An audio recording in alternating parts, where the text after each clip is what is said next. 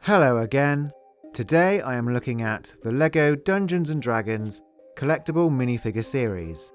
The set number is 71047 and contains 12 Lego minifigure characters. This set was released in September 2024 and retailed for £3.49 each.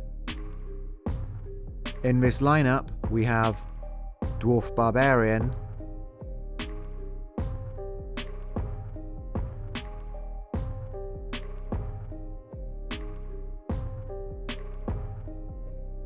Gif Warlock,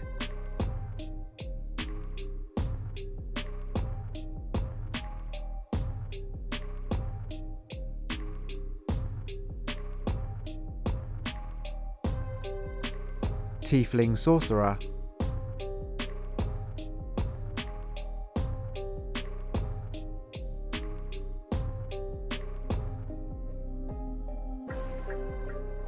Dragonborn Paladin,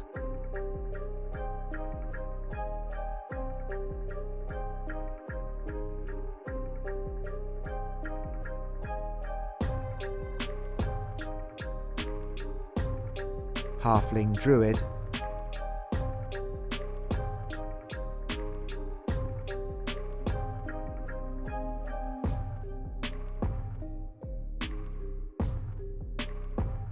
Aarakocra Ranger,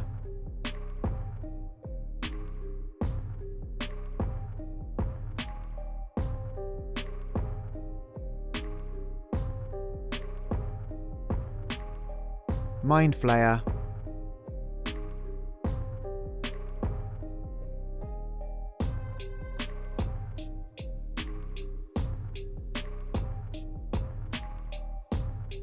Strahd von Zarovich,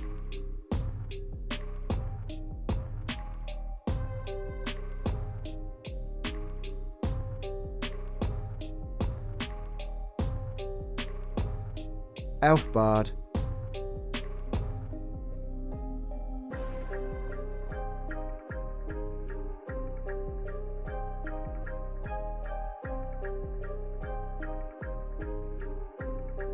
Lady of Pain,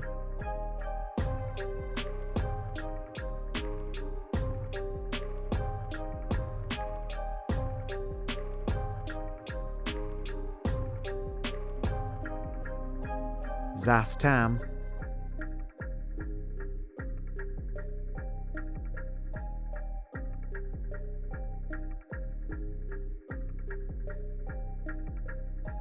and Tasha the Witch Queen.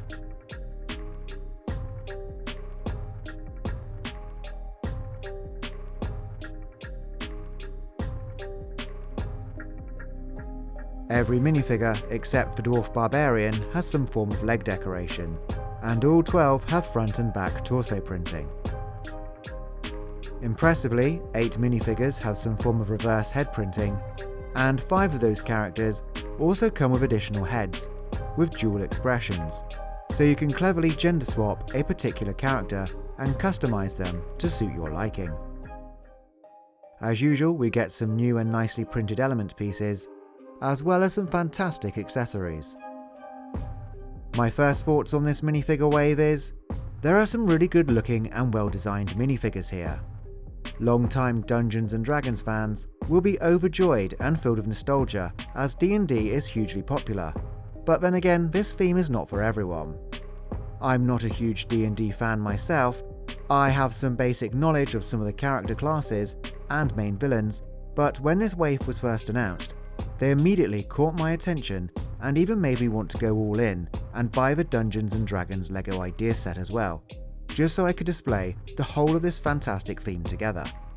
There is also exciting customization potential for this wave, and I can see mock army builders buying multiple versions of the same characters in order to obtain desirable torsos and multiple pieces of armour, to mix and match and create some truly unique and formidable armies.